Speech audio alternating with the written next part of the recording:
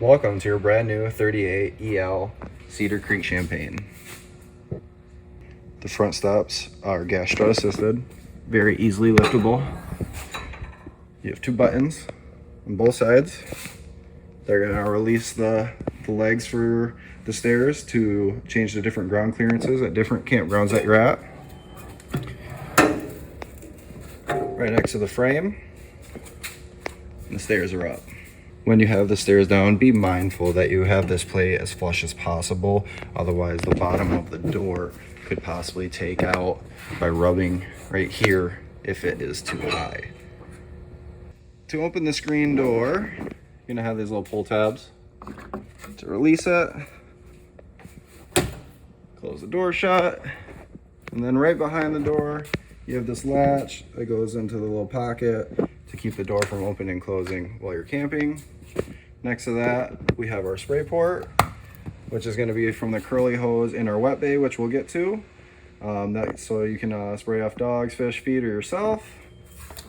110 outlets. And then under the first baggage door, we're going to have our central vac housing. Got the little hole on the right. Pull that open to pull the top off. The bag's in the back.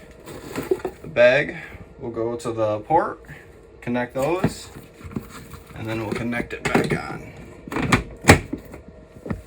Then you got a coax cable for TV, 110 outlets again. Taking a look at our tanks here, I have our tester tank on it. We have our little reader. It's green. It goes red when they're empty. And you have to flip this over to go to the other tank. Taking a look underneath our tank, we're going to have our quick connection right there. And that will feed off those tanks, on and off valve.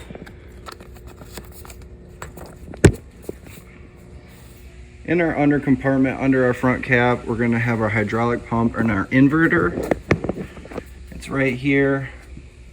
Just pull the little plastic back. That's going to be the pump for the slides. You can actually run your slides via that switch right there.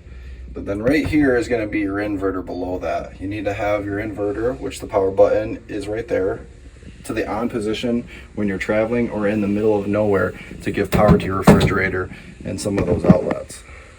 In the battery compartment, we're going to have one battery, which you'll want to take the negative off if you're not connected to power for anything more than about 3 days. The battery disconnect kills everything off except for the carbon monoxide detector. If you do not have a heated barn in the winter, I would take the battery right out. All right, taking a look at our wet bay, we're going to have our central hoses. We're going to have our power reel for the power cord, which the control switch is right there.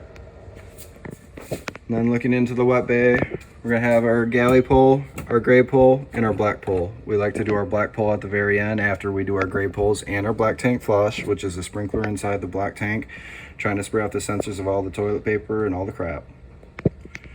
And then we have our slide shut-offs, so you can control which slides go in or out or keep them all open so they all go out. Satellite, cable, and auxiliary ports. Hot and cold, and this is that curly hose that goes to the other spray port on the other side. Spray off dogs, fish, feed, or yourself.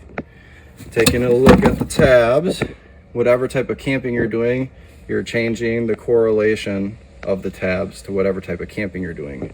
When you are in winterized mode, it'll turn your water connection into a suction via the pump. Next to the wet bay, we have the water heater. The water heater is turned on via the switch to the right, either up or down. You have a pressure release valve. Let that pressure die off before you release this, which will release the water. This also holds the filter. You can buy calcium tablets to put in here to clean out the system.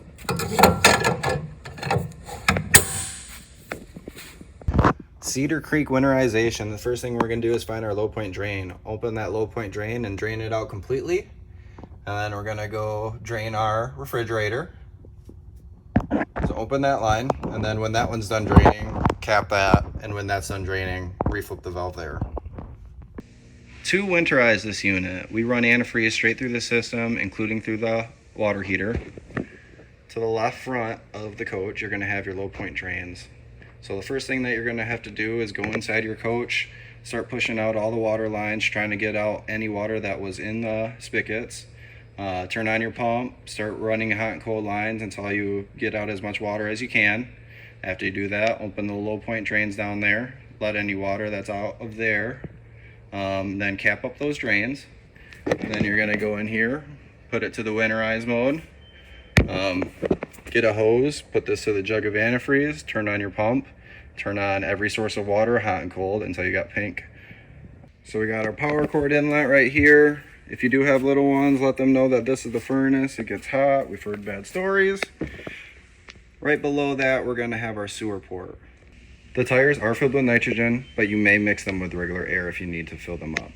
If you are using the vent on the hood range, make sure that the flap is open on the exit port so that the exhaust has somewhere to go.